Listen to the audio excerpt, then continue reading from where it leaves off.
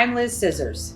Today's video we are going to talk about dryers, and there's lots to know about commercial dryers for grooming dogs, and I want to go over some of the basics so you just kind of have some well-rounded knowledge as to what they do, how they work. So basically, a high velocity dryer, which is going to traditionally have a hose such as this, is designed to literally peel the water away from the skin or whatever direction. It is just velocity.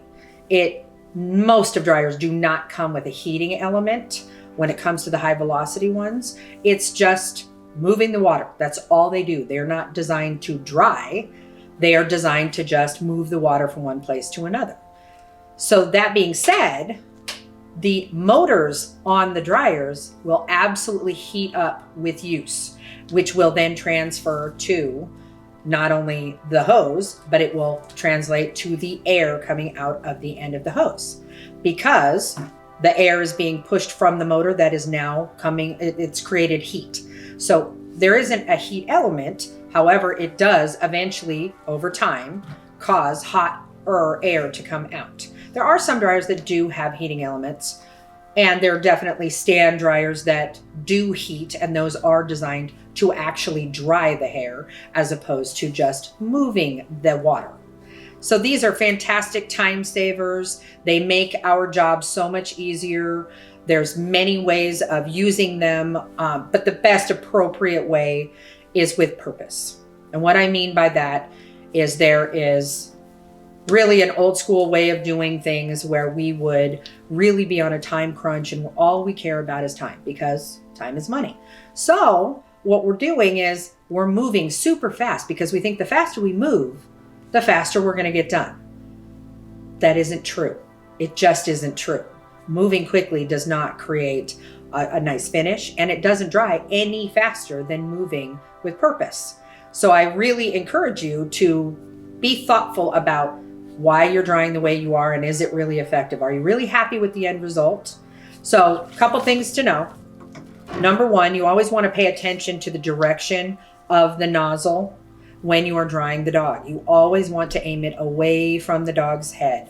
I really encourage you to start at the back end of the dog. Make sure you have a hand on the dog and you're supporting and encouraging and reassuring, as well as having some control.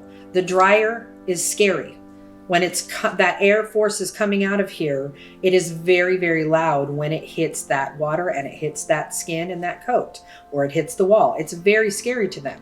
Their ears are very sensitive. So using happy hoodies is a fantastic way to help buffer the noise, as well as putting cotton balls in the ears. And both of those things can really help to kind of make it as not quite so traumatic to the dog and the process of drying. However, just the act of blowing air towards their face for most dogs is incredibly stressful and it's incredibly scary. So you really want to pay attention to the direction of where that hose is going. So do not just go willy-nilly and all over the dog and you're just moving as fast as you can. As you're doing this, the air is going to hit the dog. It's going to scare the dog more. The other thing it's going to do is, depending on the coat, when you are moving the coat up and away on a breed that is supposed to lie flat, you're actually creating a more challenging, more time-consuming finish job on the table. So always blow with the lie of the coat, unless it's a stand-away curly coat. You can go in any direction, and typically you want to volumize.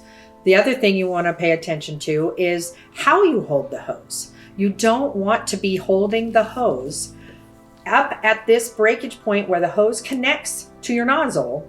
This is all very supple plastic. It's got wires in here, but heat over time will wear it out, as well as tension. So it's really important that you always want to try to keep as least amount of tension on this juncture as possible. And there's several different ways of doing that, but the one that I find the most effective for me is I will tuck the hose underneath my arm and I will hold the hose like this. So there's some slack here, so it's not putting too much strain here. When you aren't paying attention, if you're not being ergonomic with your table and you are raising your arm up over the dog, number one, it is absolutely the worst thing you could possibly do for your physical well-being. I can speak from firsthand experience, as well as you are creating more tension on here.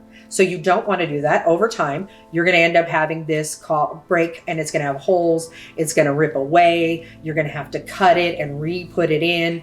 It is not a good, it's a recipe for wear on it unnecessarily. So don't do that, as well as making sure that you never raise your shoulders above their natural position. We have hydraulic and electric tables for a reason. Use them.